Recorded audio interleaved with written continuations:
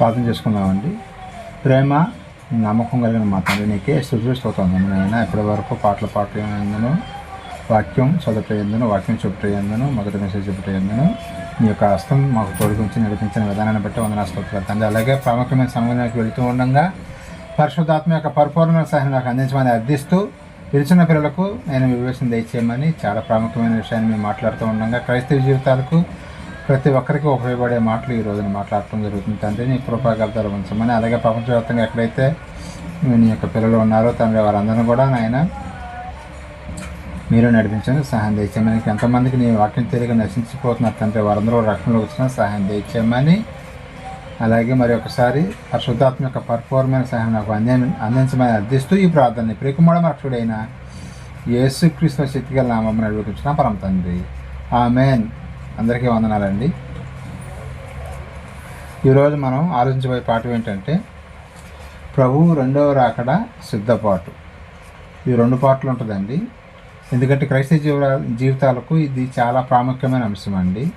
మనం అందరం కూడా దేనికోసం ఎదురు చూస్తున్నామంటే యేసుక్రీస్తు వారి యొక్క రెండవ రాకడ గురించి మనము సిద్ధపాటు కలిగి ఉండాలని మరి వాక్యం చెబుతుందండి. మనం కూడా ఎదురు చూస్తున్నాం ఆయన ఎప్పుడు వస్తాడా ఏంటా అని.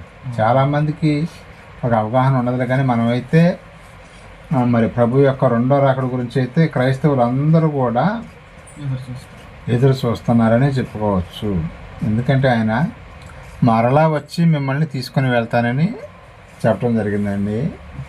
మరి దీని గురించి యేసుక్రీస్తు వారి యొక్క రెండో రాకడ గురించి అపోస్తుడైన పౌలు గారు ఏం చెబుతున్నారో ఒక్కసారి ఆ వచనం చదువుకొని మనం వాక్య భాగంలోనికి వెళదామండి. అలాగే ఇది రెండు పార్ట్లుగా ఉంటుందని చెప్పాను కదండి. ఈ రోజున మనం మొదటి భాగం నేర్చుకుందామండి. ఎందుకంటే ఈ యొక్క వాక్యం అనేది చాలా ప్రాముఖ్యం కాబట్టి మనందరికీ కూడా క్రైస్తవులందరూ కూడా వినాల్సిన పాఠం అండి. ఇది విని విడిచిపెడితే ఉపయోగం లేదండి. ఏదైనా సరే మనం సిద్ధపాటు కలిగి ఉండాలి.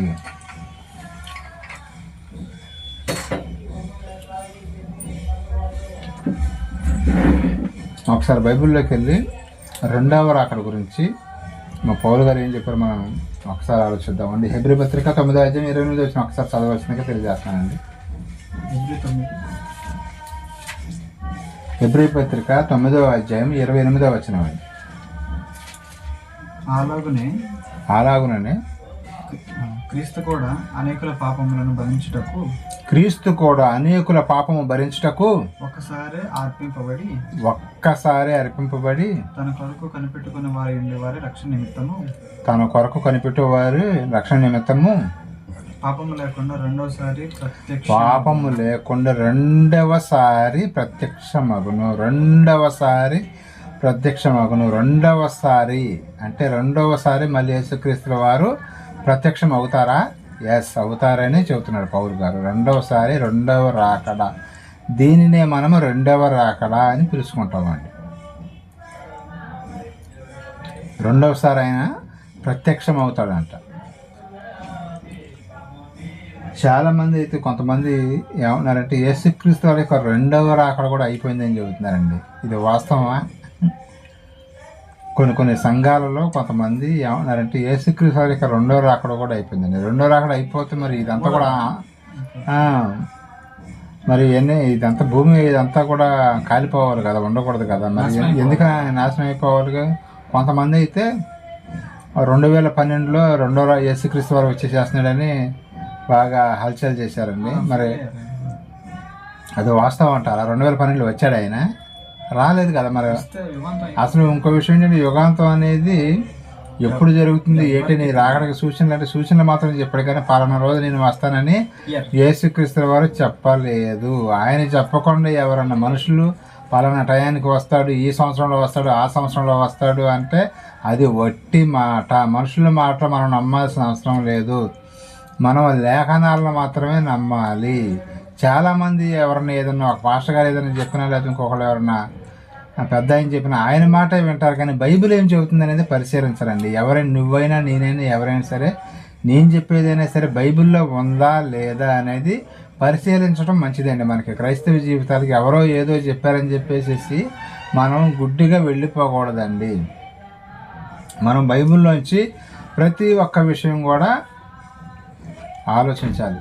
అలాగే యూట్యూబ్ ద్వారా ఎవరైతే ఈ యొక్క వీడియోని చూస్తున్నారో చాలా ప్రాముఖ్యమైన పాఠం కాబట్టి మీరు లైక్ చేయండి, షేర్ చేయండి, సబ్స్క్రైబ్ చేసుకోండి. ఎందుకంటే ఎక్కువ మందికి రీచ్ అవ్వాలంటే మీరు లైక్ చేయడం ద్వారా సబ్స్క్రైబ్ చేసుకోవడం ద్వారా ఎక్కువ మందికి అయితే రీచ్ అవుతుంది. ఈ విషయాన్ని అయితే గమనించండి. ఎందుకంటే స్టార్టింగ్లో చెప్పాల్సింది ఇప్పుడు చెప్పడం జరుగుతుంది. ఎందుకంటే చాలా ప్రాముఖ్యమైన విషయం కాబట్టి చెప్పడం జరుగుతుందండి. అలాగే ఈ యొక్క రెండవ రాకడ జరిగిపోయిందని కొంతమంది మాట్లాడటం జరిగింది. కానీ అది బైబిల్లోకి వెళ్ళి మనం పరిశీలిస్తే మరి రెండవ రాకడ అయిపోయిందా లేకపోతే జరుగుతుందా ఏంటి అనేది అసలు ఎవరెవరు ఏం చెప్పారు అనే విషయాన్ని ఈ రోజున మనము ఈ యొక్క మొదటి భాగంలో తెలుసుకుందామండి. రెండో భాగంలో పూర్తిగా తెలుసుకుందాము. మత్తయి సువార్త 3వ అధ్యాయం 1-2 వచనాలు ఒకసారి చదవండి.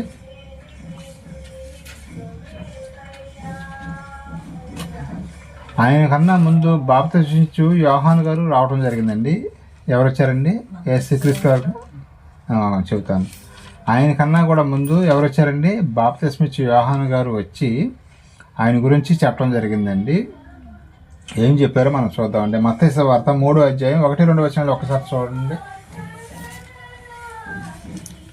యోహాను గారు ఏం చెబుతున్నారు? ఆ దినముల యందు బాప్తిస్మిచ్చే యోహాను గారు వచ్చి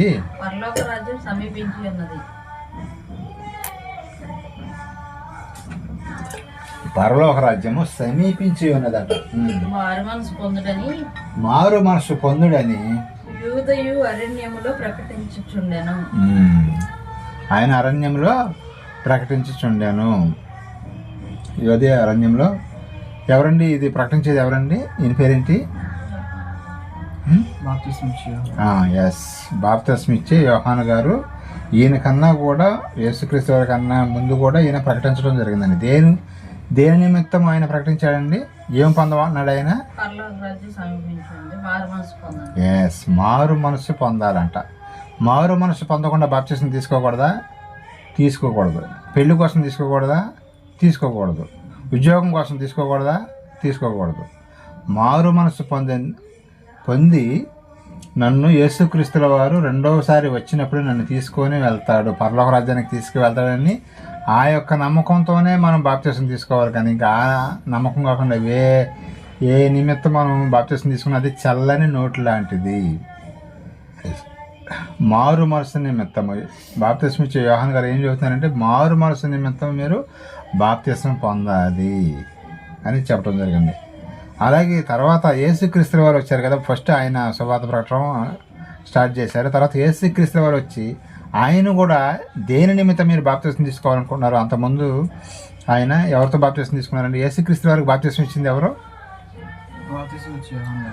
యోర్దాను నదిలో బాప్తిసం ఇచ్చే యోహాను గారు యేసుక్రీస్తు వారికి బాప్తిసం ఇవ్వడం జరిగింది. బాప్తిసం ఇచ్చిన తర్వాత ఈయన కూడా ఏం చెబుతున్నాడు ఒక్కసారి మనం చూద్దామండి. యేసుక్రీస్తు వారు బాప్తిసం తీసుకున్న తర్వాత దేని నిమిత్తం దేవుని మనం నమ్ముకోవాలి అంటున్నారు రోజు మనం చూడగలిగితే మత్తయి సువార్త 4వ అధ్యాయం 17వ వచనం అండి. మత్తయి గారు రాసిన సువార్త 4వ అధ్యాయం 17వ వచనం ఒకసారి చదవలసిందిగా తెలియజేస్తున్నాను. అప్పటి నుండి యేసు ఎప్పటి నుండి బాప్తిసం తీసుకున్న దగ్గర నుంచి అని అర్థం. పరలోక రాజ్యము సమీపించి ఉన్నది గనుక మారు మనసు పొందుడని చెప్పుచు స్టార్టింగ్ దేని నిమిత్తం ఎలా స్టార్ట్ చేశాడు ఆయన? మారు మనస్సు. మనిషికి కావాల్సింది ఏంటంటే బాప్తిసం తీసుకోకముందు నువ్వు ఎలా జీవించినా పర్వాలేదండి. బాప్తిసం తీసుకోకముందు నీ యొక్క జీవితం ఎలా ఉన్నా పర్వాలేదు. కానీ బాప్తిసం తీసుకున్న తర్వాత మాత్రం దేవునికి ఇష్టలుగా జీవించాలి. అది మారు మనసు అంటే అదే అండి. అంతకుముందు నువ్వు దొంగతనం చేసావా? అది మానేసేయాలి. వ్యభిచారం చేస్తున్నావా? అది మానేసేయాలి. అబద్ధాలు ఆడుతున్నావా? నువ్వు మానేసేయాలి. ఇంకా మనం ఏ తప్పుడు పని చేస్తున్నా సరే ఆ యొక్క అన్నీ కూడా పక్కన పెట్టేసేయాలి. మారు మనసు పొందాలి. నేను ఇప్పటివరకు చేసిన పాపాలను కూడా క్షమించాయి అని చెప్పేసి బాప్తిసం తీసుకున్నాడు, ఒప్పుకొని అప్పటి నుంచి ఎవరిని ధరించుకుంటున్నామండి? మనము యేసుక్రీస్తు వారిని ధరించుకుంటున్నామండి. ఆయన ధరించుకున్నప్పుడు మరి ఈ లోకపు పనులు చేస్తే ఎలా ఉంటుందండి? ఏ లోకస్తులు అవుతాం. కాబట్టి మారు మనసు పొంది మనము బాప్తిస్మం తీసుకోవాలని బైబిల్ చెప్పడం జరుగుతుంది. అలాగే బాప్తిస్మం ఇచ్చే యోహాను గారు అదే మాట చెప్తున్నారు. అలాగే యేసుక్రీస్తుల వారు కూడా ఆయన బోధ దేంతో స్టార్ట్ చేశారంటే మారు మనసు పొందాలి. మీరు మారు మనసు పొందితేనే మీరు పరలోక రాజ్యానికి వస్తారు, లేకపోతే రారు అని చెప్పడం జరుగుతుంది అన్నమాట. అలాగే మరి అపోస్తలులు కూడా ఏం బోధించారండి? అపోస్తలులు అంటే ఎవరండి? యేసుక్రీస్తు వారి యొక్క 12 మంది శిష్యులు ఉన్నారు కదా, పంపబడిన వారు అన్నమాట. వాళ్ళు కూడా ఏం చేశారంటే మారు మనసు పొందాలని చెప్పడం జరిగిందండి. పేతురు గారు ఒకసారి ప్రసంగం చేస్తే ఎంతమంది మారారండి ఒకే రోజున? మారు మనసు పొంది. మీరు యేసుక్రీస్తు వారు మన కోసం ఆయన తన యొక్క ప్రాణాన్ని పెట్టడానికి వస్తే మీరే ఆయన ప్రాణం తీసేశారు. మన పాపాల నిమిత్తం మనం ఆయన భూమి మీదకి వస్తే మీరు బరబ్బా కావాలా క్రీస్తు కావాలంటే వీళ్ళు ఏమన్నారండి? బరబ్బానే కావాలని అన్నారు. మీరు బరబ్బా కావాలని, అది బందిపోటు దొంగ, నరహంతకుడు, ప్లస్ అన్ని పనులు చెడు పనులు చేసే అతన్ని మీరు కోరుకున్నారు. యేసుక్రీస్తు వారు మీకు ఏమైనా అన్యాయం చేశాడా? మీకు కానీ మీ కుటుంబాలకు కానీ మీ పిల్లలకు కానీ ఏమైనా అన్యాయం చేశాడా? చేయలేదు కదా. మరి ఆయన్ని మీరు ఎందుకు సిలువ వేయాలని ఎందుకు అరిశారని చెప్పేసి పేతురు గారు వాళ్ళకి ఆ ప్రసంగంలో చెప్పేవరకు వాళ్ళందరూ కూడా ఇక మారు మనసు పొందారండి. మారు మనసు పొందేవాళ్ళు ఏం చేశారండి? 3,000 మంది ఒకే రోజున బాప్తిస్మం తీసుకున్నారండి.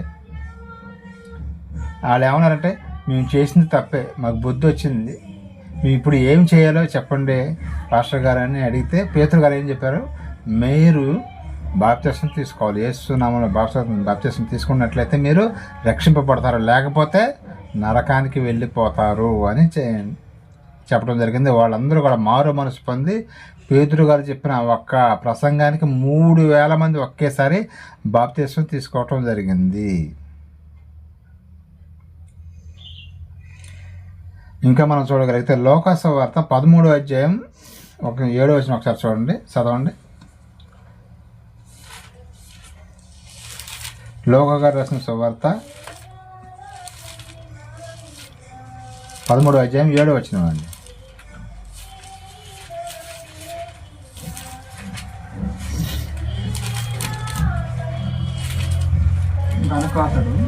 గనుక అతడు ఇదిగో 3 ఏళ్ల నుండి నేను ఈ అంజూరపు చెట్టును పండ్లు వెలుగుచున్నాను, కానీ మేమే దొరకలేదు. దీన్ని నరికివేయము, దీనివల్ల ఈ భూమి ఏల వ్యర్థమైన పోవాలని ద్రాక్ష తోటతోనూ మారుతూ చెప్పాను. 3వ వచనం కూడా ఒకసారి చదవండి.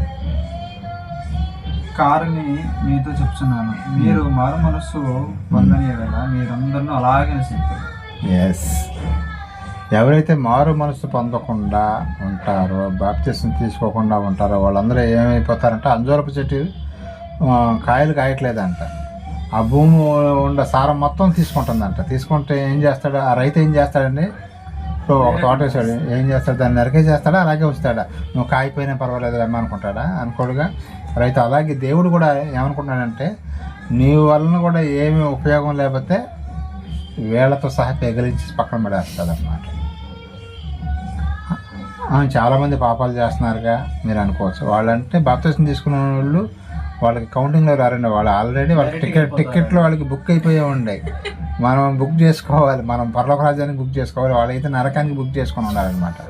కాబట్టి ఎవరైతే బాప్తిస్మం తీసుకుంటారో వాళ్ళని లెక్క అడుగుతాడు. ఇప్పుడు ఎవరైతే మన ఒక కంపెనీలో ఒక యజమాని ఉన్నాడండి, అక్కడ వర్కర్ ఉన్నాడు, పనికి 4 రోజులు చెప్పకుండా రాలేదనుకోండి, లీవ్ లెటర్ పెట్టకుండా ఆగిపోయాడు. ఈ ఓనర్ అతన్ని అడుగుతాడా, లేకపోతే వేరే రోడంబరీలో అడుగుతాడా? ఏంటి 4 రోజుల నుంచి అతను రావట్లేదని అడుగుతాడా? ఎవరైతే కంపెనీలో పనిచేస్తాడో వర్కర్నే అడుగుతాడు. ఏంటి 4 రోజుల నుంచి నువ్వు పనికి రాకపోతే ఇక్కడ నీ పని అంతా పెండింగ్ ఉండిపోతుంది అని అడుగుతాడా లేదా? అలాగే దేవుడు కూడా నువ్వు బాప్తిస్మం తీసుకున్న తర్వాత నీతిగా లేకపోతే ఆయన ఏం చేస్తాడంటే అంజూరపు చెట్టుని ఎలాగైతే నరికి పక్కన పడేస్తాడో రైతు, అలాగే ఆయన కూడా మనల్ని నరికేసేసి పక్కన పడేస్తాడు. అంటే నరకానికి పంపిస్తాడు. నరకటం అంటే ఆయన ఏదో కత్తి తీసుకొచ్చి ఏదో పీక నరుకుతాడని కాదు, కానీ ఎవరైతే ఆయనకి ఇష్టలుగా జీవించకుండా ఉంటారో వాళ్ళని మాత్రం భూమి మీద ఉంచాడు. కొంతమంది అలాంటి వాళ్ళు కూడా మరి ఎక్కువ కాలం బతుకుతున్నారు కదండి అని అడగవచ్చు. తగిన కాలం మందు కొద్దిగా టైం ఇస్తాడండి. ఎవరినైనా ఆయన వెంటనే తీసేసేయడు, కొద్దిగా టైం ఇస్తాడు. చూస్తాడు. ఇప్పుడు వినిపించుకోవట్లేదు అనుకో, ఇట్టడు అంతే, పడుకున్నట్టు లెగిసిపోతాడు. అది అంత ఖచ్చితంగా ఉంటుంది అన్నమాట. అలాగే మారు మనసు అంటే ఏంటంటే యూటర్న్ తీసుకోవాలండి. మనం ఎవరైతే అంతకుముందు స్ట్రైట్గా వెళ్ళిపోతూ ఉంటాడు, నేను ఎవరిని లెక్క చేయను, నేను ఎవరిని ప్రేమించను, నా ఇష్టం వచ్చినట్టు నేను మాట్లాడతా అనుకుంటా, నేను వ్యభిచారం చేస్తాను, నేను దొంగతనం చేస్తాను, నేను ఎవరిని లెక్క చేయను ఎవరైతే ఉంటాడో, అప్పటి మారు మనసు పొందిన తర్వాత ఇట్లా యూటర్న్ తీసుకోవాలి. అంటే అప్పటి నుంచి అందరినీ ప్రేమించాలి, మంచి వాళ్ళని ప్రేమించాలి, చెడ్డ వాళ్ళని ప్రేమించాలి. దేవుడు ఎలాగైతే అందరిని ప్రేమిస్తున్నాడా లేదా? నేను మంచి వాళ్ళని ప్రేమిస్తానంటే భూమి మీద ఎవరైనా మిగులుతారండి? నేను మంచి వాళ్ళని ప్రేమిస్తాను అంటే ఒక్కళ్ళు కూడా మిగలరండి. క్రైస్తవులు మిగలరు. అది ఎందులేదు అసలు గురించి చెప్పాల్సిన అవసరం లేదనుకోండి. అందుకని దేవుడు ఎలాగైతే మంచి వాళ్ళను చెడ్డ వాళ్ళను ప్రేమిస్తున్నాడో మనం కూడా అందరినీ ప్రేమించాలి. అది ముఖ్యంగా మనం ప్రేమించవలసింది దేవుణ్ణి. మారు మనసు పొంది అప్పటి నుంచి బాప్తిసం తీసుకున్న దగ్గర నుంచి పాపం జోలికి వెళ్ళకూడదండి. పాపం అంటే ఏంటో మనకు తెలియదేం కాదు, ప్రతి ఒక్కరి విషయం కూడా మనకు తెలిసి ఎన్నో పాఠాలు విని ఉన్నామండి. పాపం అంటే ఏంటంటే ఎవరైతే ప్రార్థన చేయకుండా ఉంటారో అది కూడా పాపం, బైబిల్ చదవకుండా ఉంటారో అది కూడా పాపం, అబద్ధాలు ఆడతారు అది కూడా పాపం. ఇవన్నీ కూడా పాపం లెక్కలోకే వస్తాయండి. చాలామంది నేనే పాపం చేస్తానా అంటారు, నేనేమైనా మర్డర్ చేస్తానా, నేను అబద్ధాలు ఆడుతున్నానా అంటారు. కానీ ఇవన్నీ కూడా పాపం లెక్కలోకే వస్తాయండి. బైబిల్ చదవకపోయినా, ప్రార్థన చేయకపోయినా, ఇతర వాళ్ళని చూసి కనికరపడిపోయినా ఇవన్నీ కూడా పాపం లెక్క వస్తుంది. నిన్ను వాళ్ళు నీ పొరుగు వారిని ప్రేమించాలన్నది ఇది కూడా ఆజ్ఞగా, అది అతిక్రమిస్తే పాపమేగా. అప్పటి వరకు స్ట్రైట్కి వెళ్ళిన మనం యూటర్న్ తీసుకొని దేవుని మార్గంలోనికి రావాలి. ఇంకో విషయం ఏంటంటే బైబిల్ పాటించడం అనేది చాలా సింపుల్ కాదండి, చాలా కష్టమనే చెప్పుకోవాలి. చాలామంది ఎందుకంటే మనం ఇప్పటి వరకు ఒక ధోరణిలో ఉంటాం. బైబిల్ క్రీస్తుని ధరించిన తర్వాత యేసుక్రీస్తుని ప్రపంచం అంతా కూడా అంత హైలైట్ ఎందుకు చేస్తుందంటే ఆయనలో ఉన్న క్షమాగుణాన్ని బట్టి. ఆయన కూడా మనకులాగే ఉన్నాడు అనుకోండి, అంత హైలైట్ చేస్తారు ఆయన్ని. ప్రతి మోకాలు కూడా యేసు నామంలో వంగాలని చెప్పాడు ఆయన. యేసుక్రీస్తు వారి యొక్క నామంలో వంగాల్సిందే ప్రతి మోకాలంటే. అమెరికా ప్రెసిడెంట్ మొదలుకొని ఇందాక అడుక్కునే వాళ్ళు ఉండరు చూసి రోడ్ల వాళ్ళైనా సరే పరలోక రాజ్యం వెళ్ళాలంటే మోకాలు వంచాల్సింది యేసుక్రీస్తు వారి ముందు.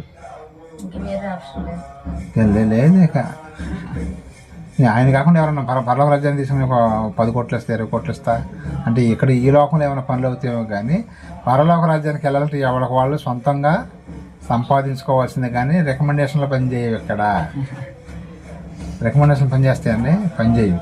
కాబట్టి ప్రతి ఒక్కరూ కూడా మనం దేవుడు చెప్పినట్లుగా మారు మనసు పొంది జీవించాలి. ఇంకా మనం చూడగలిగితే అపొస్తలుల కార్యం 8వ అధ్యాయం 21 వచ్చిన ఒకసారి చూడండి. అపొస్తలుల కార్యము 8వ అధ్యాయం 21 వచ్చింది.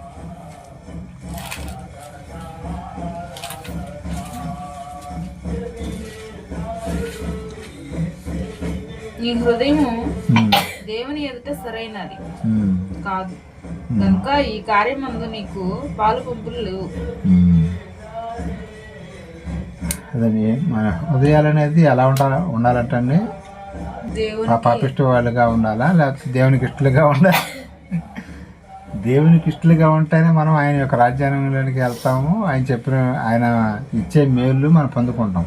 ఆయనకి ఇష్టం లేకుండా చేసే పనులు చేస్తున్నాం అనుకోండి, అప్పుడు మనకి ఎలాంటి మేలు అనేది ఉండదు అనమాట. ఇంకా మనం చూడగలిగితే మత్తయి సువార్త 24వ అధ్యాయం 30-31 వచనాలు చదువు చూడండి. ఇక్కడ ప్రభు యొక్క రాక గురించి ఇప్పుడు ఉంటుంది. మత్తయి సువార్త 24వ అధ్యాయం 30-31 వచ్చినవండి.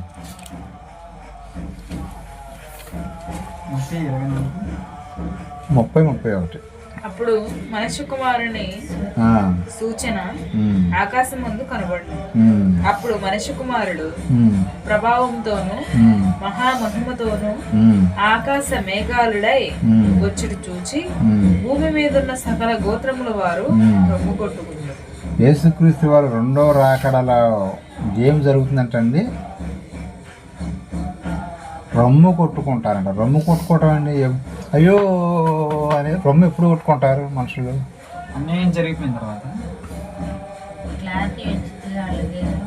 అప్పుడు వరకు కూడా దేవుడు అంటే లెక్క లేకుండా జీవించే వాళ్ళు రొమ్ము కొట్టుకుంటారు. ఇప్పుడు మళ్ళీ ఇంకొక సాధన అక్కడ క్లారిటీ ఇచ్చాడు ఆయన. అప్పుడు మనుష్య కుమారుని సూచన ఆకాశమందు కనపడదు. అప్పుడు మనుష్య కుమారుడు ప్రభావంతోను మహామహిమతోను ఆకాశ మేఘారుడై వచ్చుడు చూచి భూమి మీద ఉన్న సకల గోత్రముల వారు రొమ్ము కొట్టుకుంటారు. భూమి మీద ఉన్న వాళ్ళందరూ కూడా ఎవరైతే ఆయన పిల్లలైతే రొమ్ము కొట్టుకోరు, కానీ ఎవరైతే ఆయన చిత్తానుసారంగా కాకుండా ఈ లోకానుసారంగా జీవిస్తారు, డబ్బు డబ్బు డబ్బు అని, వ్యభిచారం అని, ఇంకా అనేక రకాల పాపాలు ఉంటాయండి, వీటిల్లో కొట్టుకొని ఉంటారు, వాళ్ళందరూ కూడా రొమ్ము కొట్టుకుంటారంట. ఎందుకని వాళ్ళని నరకానికి వెళ్ళిపోయే సమయం దగ్గర పడింది కాబట్టి. ప్రధానమంత్రి కానీ ముఖ్యమంత్రులు కానీ ఎవరైనా సరే ఆయనకి ఇష్టలుగా జీవించకపోతే వాళ్ళందరూ కూడా ఏం చేస్తారంటే ఆ రోజున రొమ్ము కొట్టుకోవాలి.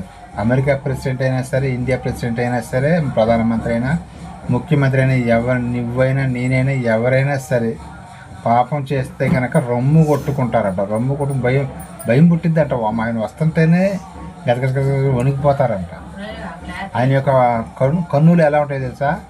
అగ్ని గోళాల వలె ఉంటాయంట. అంతకుముందు దయామయుడు, కృపమయుడు ఈ మాటలోనే ఉన్నప్పుడు ఆయన యొక్క కళ్ళు అనేది అగ్ని గోళాల వలె ఉంటాయని రాయబడి ఉంటాయి ప్రకటన గ్రంథంలో.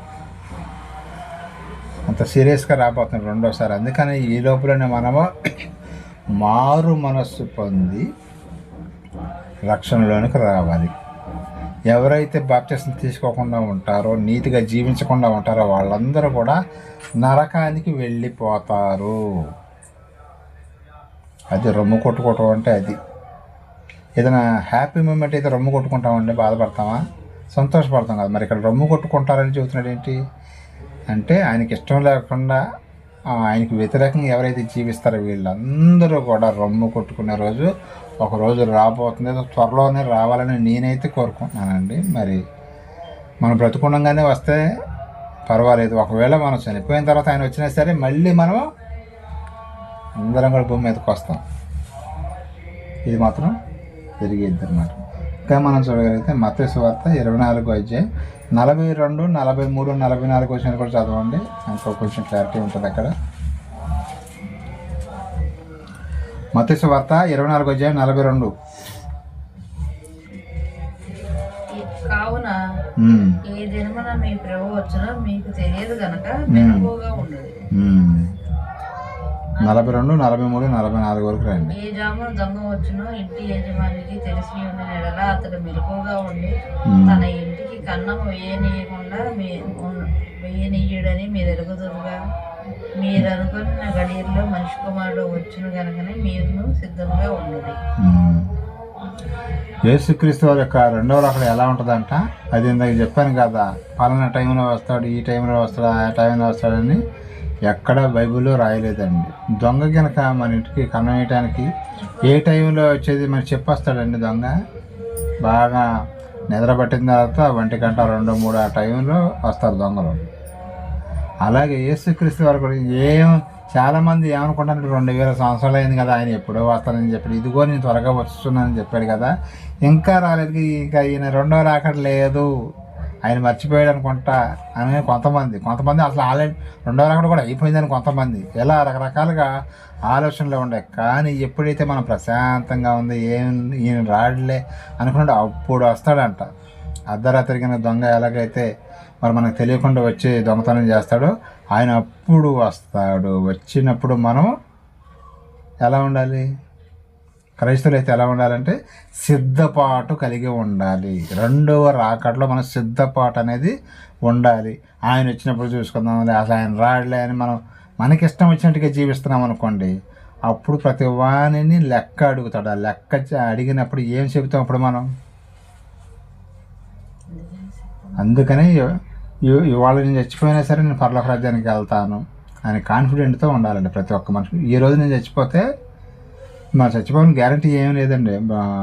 యాక్సిడెంట్ అవ్వచ్చు, లేకపోతే హార్ట్ అటాక్ రావచ్చు, ఇంకో రావచ్చు, లేకపోతే ఇంటి మీద పిడుగుపడవచ్చు, ఏదైనా జరగవచ్చు. మన చావు అనేది మనకి తెలియదు కదా, మన చావు అనేది ఎవరికి తెలియదు. కాబట్టి ఎవరికి వాళ్ళు ఈరోజు చనిపోయినా సరే నేను పరలోక రాజ్యంలో ఉంటాను అనే ఒక కాన్ఫిడెంట్తో ఉండాలండి. అదే చెబుతున్నాడు, దొంగ ఎలాగైతే వస్తాడు, యేసుక్రీస్తు వారి యొక్క రాకడ కూడా అలాగే ఉంటుంది. చాలా జాగ్రత్తగా ఉండాలి, సిద్ధపాటు కలిగి ఉండాలి. లేకపోతే మనం విడవబడతాం, నరకానికి వెళ్ళిపోతాం.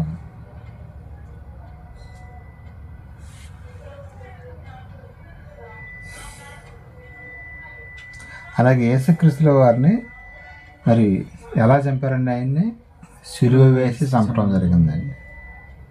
ఇంకా మనం చూడగలిగితే అపొస్తలుల కార్యము 1:9 ఒకసారి చూడండి, అక్కడ క్లారిటీ మనకు వస్తుంది. యేసుక్రీస్తు వారు రెండో రాకడలో వస్తాడని చెప్పేసి ఎవరు చెబుతున్నారు అక్కడ మనం చూద్దాం. సౌలు, అపొస్తలుల కార్యం 1:9, 10, 11. సౌలు ఈ మాటలు చెప్పి ఈ మాటలు చెప్పి వారు చూస్తుండగా ఆయన ఆరోహణమాయను. అప్పుడు వారి కన్నులకు కనపడకుండా ఒక మేఘము ఆయన్ను కొనిపోయాను. ఆయన వెళ్ళుచుండగా వారు ఆకాశం వైపు తేరి చూండిరి. ఇదిగో తెల్లని వస్త్రములు ధరించుకున్న 2 మనుషులు వారి నద్దకు వచ్చి నిలిచి 11 కూడా, గల్లియ మనుషులారా, మీరెందుకు నిలిచి ఆకాశం వైపు చూచున్నారు? మీ యొద్ద నుండి పరలోకమునకు చేరుకొనబడిన ఈ యేసే ఏ రీతిగా పరలోకమునకు వెళ్ళుట మీరు చూచుదరో ఆ రీతిగానే ఆయన తిరిగి వచ్చున్నాడని వారితో చెప్పారు. యేసుక్రీస్తు వాళ్ళందరూ కూడా కనపరుచుకొని నేను వెళ్ళిపోతున్నాను, తండ్రి దగ్గరికి వెళ్తున్నాను, వెళ్ళి నేను మీకోసం స్థలాలు సిద్ధపరిచి మళ్ళీ వచ్చి మిమ్మల్ని కూడా తీసుకెళ్తానని చెప్పాడు. ఆరోహణమాయను అంటే ఆయన వాళ్ళు చూస్తుండగానే ఒక మేఘం వచ్చిందంట. ఆ మేఘం వచ్చి ఆ మేఘంలో యేసుక్రీస్తు వారు ఎక్కడం జరిగింది. ఆ మేఘం ఆయన తీసుకొని వెళ్ళిపోయిన తర్వాత వీళ్ళందరూ కూడా అట్లాగే చూస్తున్నారు, ఏం జరిగింది, ఏంటి అని. సో అప్పుడు దేవదూతలు వచ్చి క్లారిటీ ఇచ్చాడు, ఇక్కడ ఉన్న వాళ్ళకి వీళ్ళకి తెలియాలి కదా, ఆయన మళ్ళీ తిరిగి వస్తాడు. ఇప్పుడు ఎలాగైతే వెళ్ళాడో పరలోక రాజ్యానికి మళ్ళీ అలాగే తిరిగి వస్తాడు, వచ్చి మిమ్మల్ని అందరినీ కూడా తీసుకొని వెళ్తాడని దూతలు వీళ్ళకి బలపరుస్తున్నారు అన్నమాట. అలాగే యేసుక్రీస్తు వారు ఫస్ట్ మరియమ్మ దగ్గరికి వచ్చి ఏం చెప్పిందండి? మరియా, భయపడకు, నీ గర్భాన యేసుక్రీస్తు వారు ఆయన పుడతాడు అని ఫస్ట్ చెప్పింది ఎవరండి?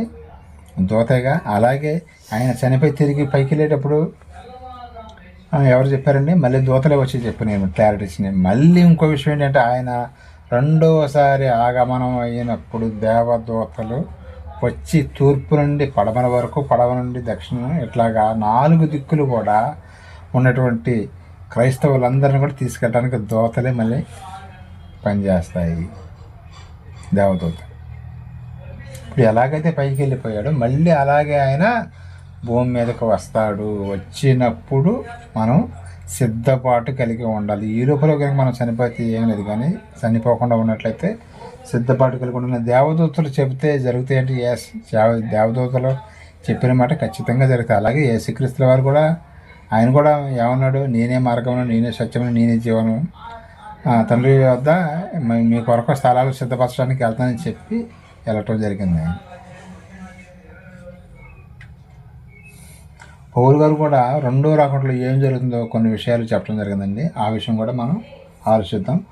1 తెస్సలోనికీయులకు రాసిన పత్రిక 4:16 అండి. 1 తెస్సలోనికీయులకు రాసిన పత్రిక 4:16 ఒక్కసారి చూడండి. 4:16.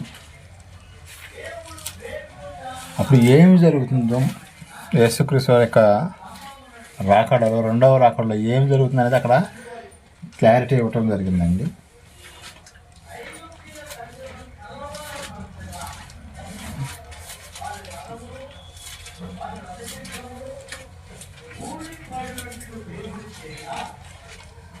ఒకటి తెస్సలోనికీయులకు రాసిన పత్రిక 4:16 అండి.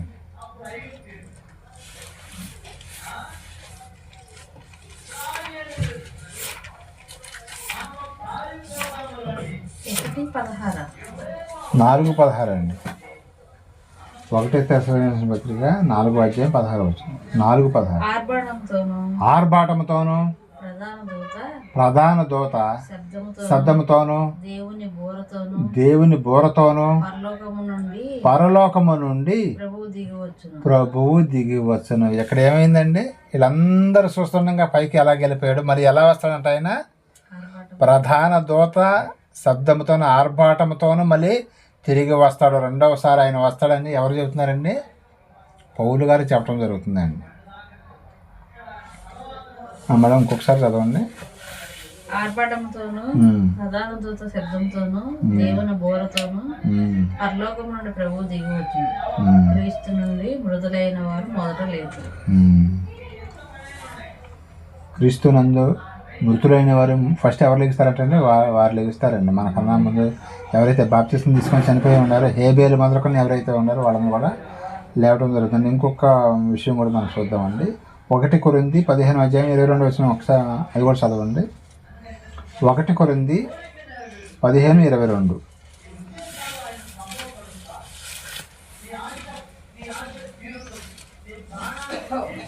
ఆదామునందు అందరూ ఎలాగ మృతి పొందుతున్నారు అలాగే క్రీస్తునందు అందరూ బ్రతికింపబడుదురు. ఆదామునందు ఎలాగైతే మృతి పొందారో, ఆదాము గారు చేసిన పని ఏంటండి? మనల్ని అందరం రక్షణలోకి తీసుకెళ్ళాడు ఆయన, లేదా పాపంలోనే తీసుకెళ్ళాడా?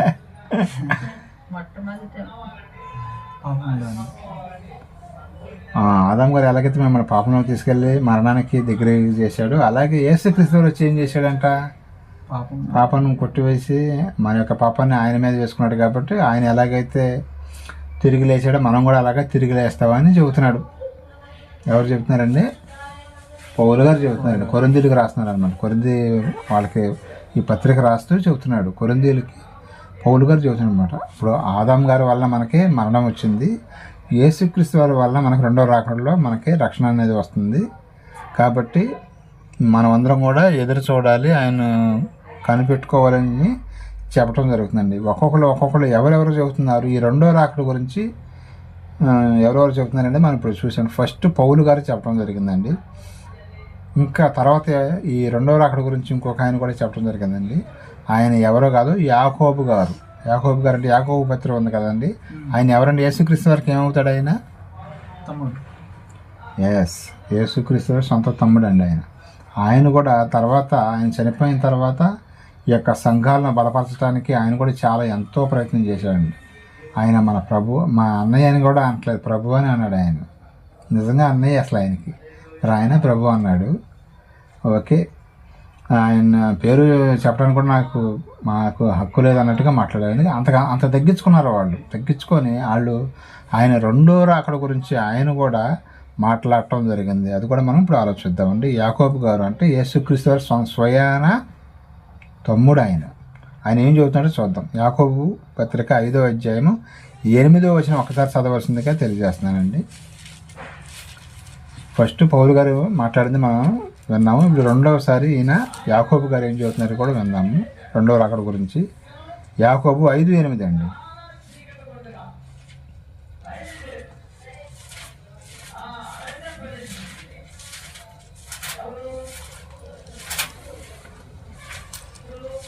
యాకోబు పత్రిక 5వ అధ్యాయం 8వ వచనం అండి.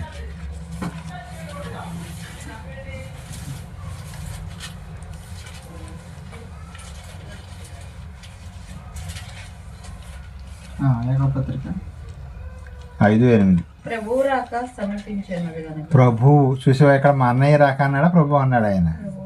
ప్రభువు రాక సమీపించినది, ఓపిక కలిగి ఉంది, మీ హృదయంలో స్థిరపరచుకున్నది.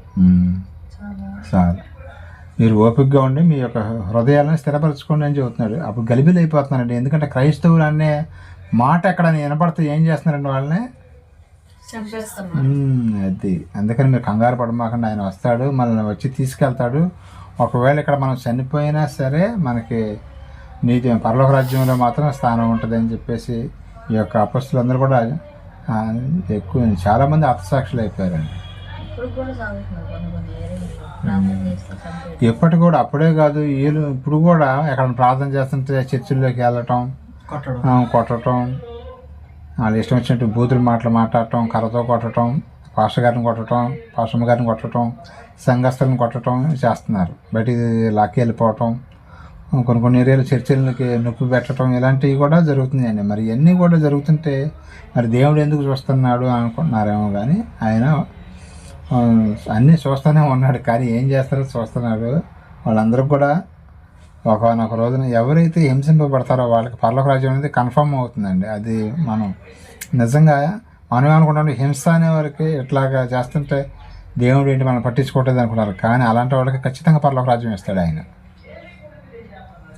ఎవరైతే ప్రభువు నిమిత్తం దెబ్బలు తింటున్నారో, ఎవరైతే బూతు మాటలు పడుతున్నారో వీళ్ళందరూ కూడా పరలోక రాజ్యానికి ఖచ్చితంగా వెళ్తుంది. ఎందుకంటే ఆయన అంటే మరి ఆయన పట్ల ప్రేమతో ఉన్నారు కాబట్టి ఇవన్నీ కూడా శ్రమలు వస్తున్నాయి కాబట్టి వీళ్ళందరినీ కూడా పరలోక రాజ్యానికి తీసుకువెళ్తాడు ఆయన. తర్వాత యాకోబు గారి తర్వాత ఇంకొక ఆయన చెప్పడం జరిగిందండి. రెండవ రాకడ గురించి ఆయనే పేతురు గారండి. పేతురు గారు తెలుసుగా మనందరికీ. పేతురు గారు తెలియని వాళ్ళు ఎవరో ఉండరు. పేతురు గారు కూడా అక్కడ ఉన్న శిష్యులందరూ కూడా అందరికన్నా కూడా పెద్దవాడు ఎవరంటే పేతురు గారండి. ఆయన కూడా ఏం చేస్తుంటారు, యేసుక్రీస్తు వారి యొక్క రెండో రాకడ గురించి ఆయన కూడా ఒక మాట చెప్పడం జరిగిందండి. అది కూడా మనం చూద్దాం. 2 పేతురు 3వ అధ్యాయం ఒకసారి చూడండి, 10వ వచనం. పేతురు గారు రాసిన 2వ పత్రిక, ఆయన కూడా 2 పత్రికలు రాశాడండి. 2వ పత్రిక 3వ అధ్యాయం 10వ వచనం ఒకసారి చూడండి.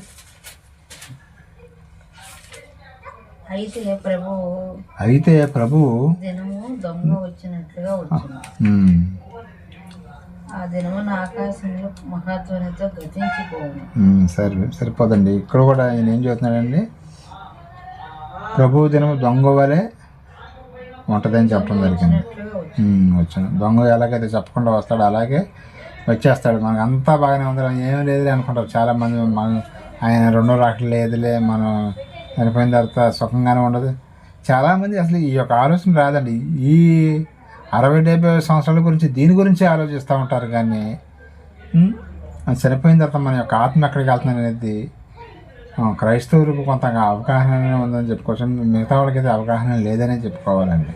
కాబట్టి అవగాహన ఉండ మనమైనా సరే, క్రైస్తవులైనా సరే చనిపోయిన తర్వాత పరలోక రాజ్యానికి వెళ్ళటానికి ప్రయత్నం చేయాలండి. ఇక్కడ కొంచెం బ్రతకటం కష్టమేనండి. ఆర్థిక ఇబ్బందులని ఇదని అదని ఎన్నో రకాలుగా ఇబ్బందులు వస్తూనే ఉంటాయి. కానీ వాటిని అన్నింటిని కూడా మనం అధిగమించి ఏం చేయాలంటే, మరి ఇంతమంది చెబుతున్నారు, పౌలు గారు చెబుతున్నారు, యాకోబు గారు చెబుతున్నారు రెండో రాకడ ఉందని, అలాగే పేతురు గారు చెబుతున్నారు. ఇంకా ఆయనకి ప్రియమైన శిష్యుడు ఒక ఆయన ఉన్నాడు. ఎవరండి ఆయన, చెప్పగలుగుతారా?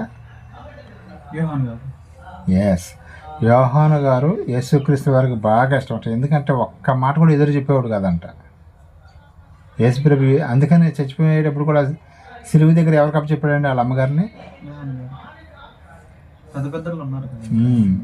మరి పెద్ద పెద్దోళ్ళు పేదగారు ఉన్నారు, వీళ్ళందరూ ఉన్నారు. కానీ ఆయన ఆ బాధ్యత, ఎందుకంటే ఈయనైతే కరెక్ట్గా చూసుకుంటారని చెప్పేసి, చెప్పింది చెప్పినట్టుగా వింటాడని చెప్పేసి యేసుక్రీస్తు వారు మరియమ్మ గారిని యోహాను గారికి అప్పు చెప్పడం జరిగింది. ఆయన కూడా రెండో రాకడ గురించి మాట్లాడటం జరిగిందండి. ఆయన ఏం చెప్పాడో మనం చూద్దాం. యోహాను పత్రిక మొదటి పత్రిక 2వ అధ్యాయం 28వ వచనం ఒకసారి చూడండి. యోహాను గారు రాసిన మొదటి పత్రిక 2వ అధ్యాయం 28వ వచనం.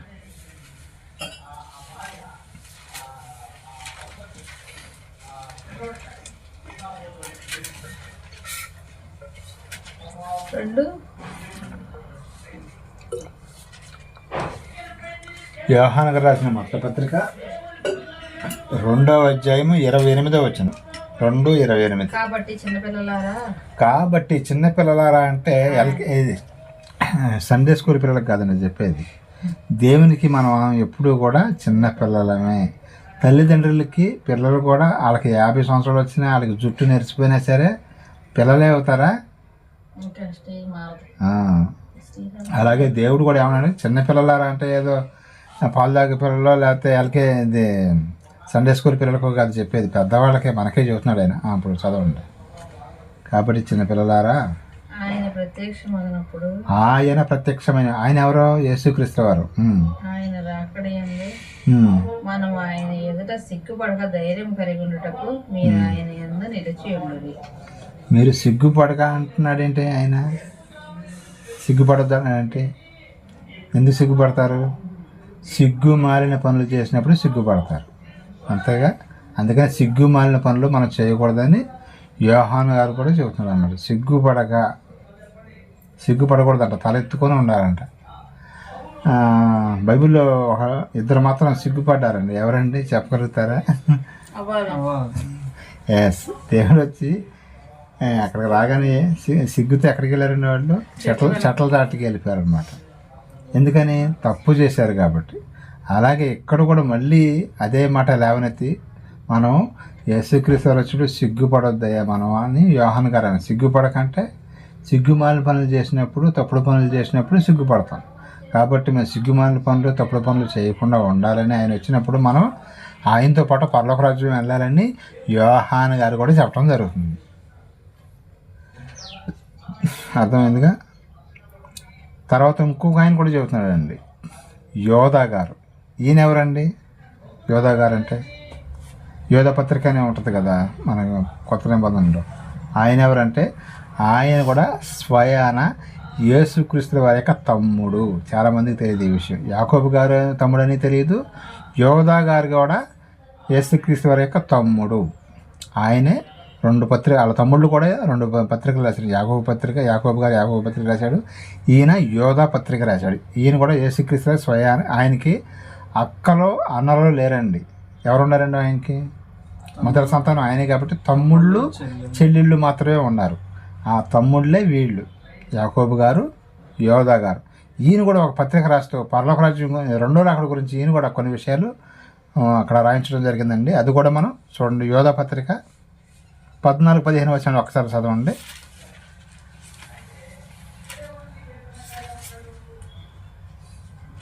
యాకోబు గారు, యోధా గారు ఇద్దరు తమ్ముళ్ళేనండి. ఆయన రాసిన పత్రిక ఒకే అధ్యాయం ఉంటుంది. 14.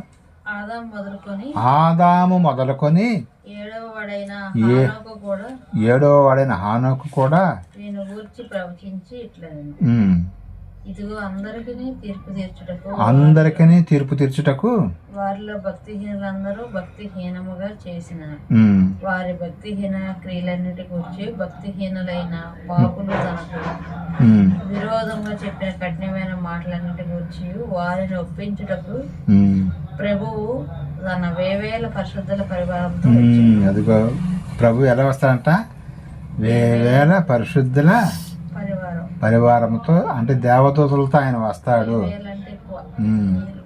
కొన్ని కోట్ల కొలది రావచ్చు ఆ రోజున దూతలు.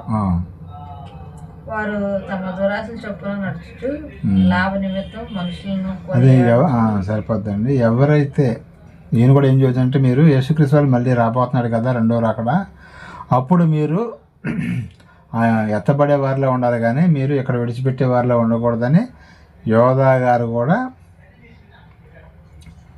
ఇస్కరియోతు యోధా ఆయన వేరే అండి. ఆ యోధా వేరు.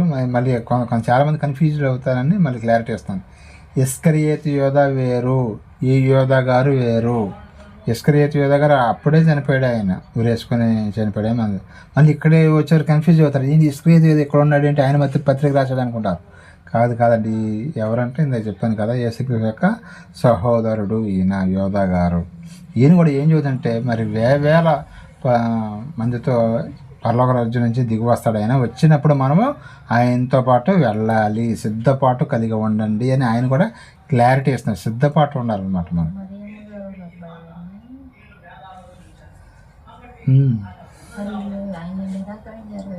తర్వాత ఇంకో విషయం ఏంటంటే మీకు ఇక్కడ క్లారిటీ ఇవ్వాలి. ఆయన నిరాకరించారు కదా, యేసుక్రీస్తు గారిని ఒప్పుకోలేదు కదా అని మీరు అనుకోవచ్చు. ఆయన బ్రతకుండంగా ఒప్పుకోలేదు, కానీ ఆయన చనిపోయిన తర్వాత చాలా రియలైజ్ అయ్యారండి. వాళ్ళు చాలా పశ్చాత్తాపడ్డారు, తమ్ముళ్ళు కానీ చెల్లెలు కానీ. అసలు అదే చెప్పట్లా, నేను ఆయన్నే మేము అన్నయ్య అని చెప్పడానికి కూడా మాకు అర్హత లేదన్నారు వాళ్ళు.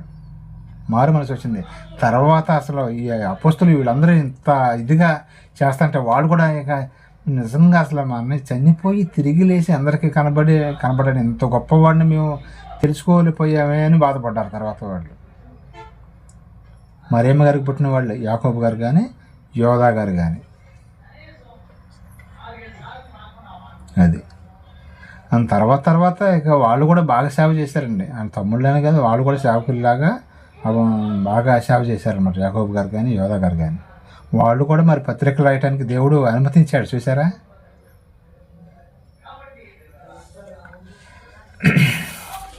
ఇంకా మనం చూడగలిగితే చివరగా కొరింథీయులకు రాసిన 2వ పత్రిక 5వ అధ్యాయం 10వ వచనం ఒకసారి చదవండి. 2 కొరింథీ 5:10 ముగించేసుకుందాం ఇక.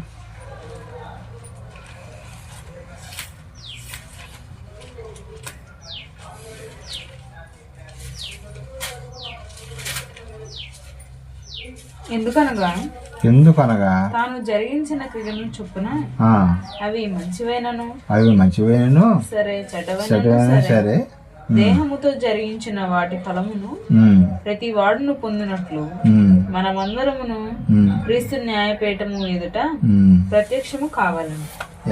నువ్వు మంచి చేసినా సరే, చెడు చేసినా సరే, తాగుమోతులైనా సరే, ప్రభు నమ్ముకున్నా సరే, నమ్మకపోయినా సరే, ఎవరైనా సరే ఆయన నీతి న్యాయపీఠం ఎదుట నిలబడాల్సిందే. క్రైస్తవ బాప్తిసం తీసుకుని పాపం చేసినా సరే, వీళ్ళందరూ కూడా మరి మనకన్నా ముందు చచ్చిపోయిన ఉన్నారుగా, మరి వాళ్ళందరూ కూడా కనిపిస్తారంటే ఖచ్చితంగా మనకి కళ్ళకి కనిపిస్తారు. ఆయన న్యాయపీఠం ఎదుట ఉండాల్సింది మనం కూడా. ఒకవేళ ఈ లోపల మనం చనిపోతే మనం కూడా మళ్ళీ రావాల్సిందే. మళ్ళీ ప్రతి ఒక్కరు కూడా వచ్చి ఆయన యొక్క ఎదుట మనం లెక్క చెప్పవలసి ఉంటుంది. ఆయన ఏదైనా మాట్లాడేటప్పుడు మనం కనుక నేనెందుకు చేశాను మనం కనుక అర్థం చెప్పాను. కొంతమంది ఉంటారుగా, ముట్టుపగల వాళ్ళు ఉంటారుగా, నేను ఎప్పుడు చేశాను బోకరిస్తారుగా. బోకరిచ్చే వాళ్ళకి ఏం చేశాను, సీసీ కెమెరా పెట్టి అక్కడ చూపిస్తాడు. ఎందుకు పలానా టైంలో నువ్వు ఇక్కడ ఈ పాపం చేసేవరా నాయన చూసుకో అంటాడు. ఇక అది చూపించాక సిగ్గిపోతారన్నమాట. అప్పుడు ఒకళ్ళే కాదు, కొన్ని కోట్ల మంది ఉంటారు, అందరి మంది కూడా చూపించాడు అనుకో. అందరు ఇప్పుడు అన్న కొద్ది మందిగా తెలిసింది, ఇప్పుడు అందరికీ తెలిసింది ఇది ఇంక పెద్ద పాపిస్తాడు అని. అందుకనే నోరు మూసుకొని ఉండటం మంచిది. ఆయన ఏదైనా మాట్లాడినప్పుడు మనందరం కూడా ఆయన ఏదైనా క్వశ్చన్ వేసినప్పుడు ఏ ఆన్సర్ కరెక్ట్గా ఇవ్వాలి, కానీ బోకరించకూడదు. అవ్వాదాం గారిలాగా యెహోవా తండ్రిని అట్లయితే బోకరించారు, అట్లా బోకరిస్తే ఇంకా ఈ శిక్ష ఎక్కువ అవుద్ది అనమాట. అందుకనే ఇక్కడ ఉండగా సరిచేసేసుకోవాలి. అసలు పర్లోక రాజ్యానికి వెళ్ళే గుంపులో ఉండాలి, కానీ మనం ఇక్కడికి వచ్చి తప్పు చేసేది అని అడిగినప్పుడు మనం అసలు నోరు ఎత్తకూడదు. నోరు ఎత్తితే కనుక అందరికీ మనం చేసే తప్పుడు పనులన్నీ కూడా తెలుస్తాయి. కాబట్టి మనం ఏదైనా తప్పుడు పని చేసినా ఏది చేసినా సరే ఏ రోజుకి ఆ రోజు మనం సరి చేసుకోవాలి. పడుకునేటప్పుడు పొద్దున పూట నుంచి నైట్ పడుకునే వరకు ఎన్నో మనం పాపాలు చేస్తూనే ఉంటాం. చిన్న చిన్న పాపాలైనా సరే వాటి అన్నింటిని కూడా కడుక్కోవడానికి ఇప్పుడు మనకి చేతికి బురద అంటుంది అనుకోండి, ఏం చేస్తాం, డెటాల్తోనో సబ్బుతోనో కడుక్కుంటాం. అది మన పాపం ఉంటుంది కదా మన హృదయానికి. దేంతో కడుక్కోవాలి, యేసు రక్తంతో కడుక్కోవాలి. యేసు రక్తంతో మనం కడుక్కోవాలి. అంటే ప్రార్థన చేయటం ద్వారా మన యొక్క పాపాలు అనేది కొట్టివేయబడతాయి. మనం ప్రార్థన చేయాలి, ఆయన కాళ్ళు పట్టుకుని బతిలాడుకోవాలన్నమాట. తండ్రి ఈరోజు నీ తప్పు చేశాను అని. అప్పుడు ఆయన మనం క్షమిస్తాడు. మన తండ్రి అయినా సరే తప్పు చేసినప్పుడు, ఇప్పుడు కోర్టులు ఉండవు, తప్పు చేసిన వాళ్ళని శిక్షిస్తుందా లేదా పోలీస్ స్టేషన్ కానీ, అలాగే మన తప్పు చేసిన వాళ్ళని దేవుడు కూడా వదిలిపెట్టడండి. ఎక్కడో దాకింది మోషే గారు చిన్న పొరపాటు చేసినందుకు ఆయన కానాన్ని తీసిన వెళ్ళలేదు. నేను బండ దగ్గరికి వెళ్ళి మాట్లాడమంటే కర్రతో ఎందుకు కొట్టేవాడిని అని చూసేవాడు. చిన్న తప్పు కూడా పట్టుకున్నాడు ఆయన. అందుకని మనం చిన్న చిన్న తప్పులు కూడా చేయకుండా ఉండాలని, ఎప్పటికప్పుడు మనం సరి చేసుకోవాలని దేవుని యొక్క వాక్యం మనకి ఈ పాత నిబంధన కొత్త నిబంధన చదివేటప్పుడు మనకి తప్పు చేసిన వాళ్ళని ఈయన వదిలేసాడా క్షమించాడా అంటే మనం బ్రతుకులాడితే క్షమిస్తాడండి. అది తప్పు చేసి కూడా తలకాయ ఎగరేస్తే మాత్రం టెప్ప మీద ఒక్కడు పడతాడు అనమాట. అందుకనే తప్పు చేయకూడదు. ఒకవేళ తప్పు చేసినా ఒప్పుకోవాలి, అంతేగాని దేవుడిని మనం ఆయనకి ఎగనిస్ట్గా మాట్లాడకూడదు. అర్థమైందా? కాబట్టి ప్రభు యొక్క రెండో రాకడలో సిద్ధపాటు కలిగి ఉండాలని ఎంతమంది చెప్పారండి? ఇప్పుడు ఎంతమందిని చూపించాను మీకు? పౌలు గారు, బాప్తిస్మ యోహాను గారు, యేసుక్రీస్తుల వారు, యాకోబు గారు, పేతురు గారు, యోధా గారు, యోహాను గారు, 7. వీళ్ళందరూ కూడా ఇంకా చాలామంది చెప్పారండి, మీకు చూపించింది కొద్ది మంది. ఇంకా రెండవ భాగంలో ఇంకా ఫుల్ క్లారిటీ తీసుకుందామండి. ఎందుకంటే ఈ పాఠం అనేది మన క్రైస్తవ జీవితాలకి చాలా చాలా చాలా ఇంపార్టెంట్. ఎందుకంటే మనం ఈ లోకంలో ఏమి తినకపోయినా అప్పులు రోగాలతో ఎలా పర్వాలేదు, కానీ రెండో రాకడకు సిద్ధపాటు కనుక లేకపోతే ఏమవుతామంటే విడవబడకుండా ఉండాలంటే ఏం చేయాలనేది వచ్చే భాగంలో మనం తెలుసుకుందాం. రెండో భాగంలో ఇంకా ఫుల్ క్లారిటీ తీసుకుందాం. ఇంతటితో నా యొక్క మాటలో నేను ముగిస్తున్నానని చిన్న ప్రార్థన చేసుకుందామండి. ప్రేమ నమ్మకం గల మా తండ్రి, నీకే సూర్యస్తోత్రమైనా ఇప్పటి వరకు నీ పిల్లలకు నీ మాటలు చెప్పాను తండ్రి. మరి యేసుక్రీస్తు వారి యొక్క రెండో రాకడ సిద్ధపాటు కలిగి ఉండాలని మేము అందరం కూడా మరి తెలుసుకునేలాగా సహాయం చేసిన విధానం బట్టి ఉంది స్తోత్రం. ఈ వాక్యం ద్వారా మాతో మాట్లాడి నాయన నీ ఉండే మహాలోకానికి చేరుకోవడానికి వీళ్ళని వాళ్ళని వెసులుబాటును కలగజేయమని, అలాగే ప్రపంచవ్యాప్తంగా ఎక్కడైతే నీ యొక్క పిల్లలు ఉన్నారో వాళ్ళందరినీ కూడా చల్లగా కాచి కాపాడమని, ఎక్కడైతే ఆరాధన జరుగుతుందో ఆరాధన క్రమం అంతట్లో మీరే సమస్త మహాగంతప్రాములు పొందుకోమని, అందరికీ మీరే తోడుకు నడిపించమని, కృపాగబ్దాలు ఎప్పుడు ఉంచమని, చిన్న మందిగా కూడా మేము మీ యొక్క పాదాల చెంత ప్రార్థన చేస్తూ ఉండగా మా మనవి ఆలకించిన బ్రతుకులాడుకుంటూ కడకుని ఉండే మహాలోకానికి మమ్మల్ని అందరం కూడా చేర్చుకుని బ్రతుకులాడుకుంటూ ఈ ప్రార్థన నీ ప్రియకుమారుడు మా రక్షకుడు అయిన యేసుక్రీస్తు శక్తిగల నామమున అడుగుచున్న పరమ తండ్రి, ఆమేన్. అందరికీ వందనాలండి.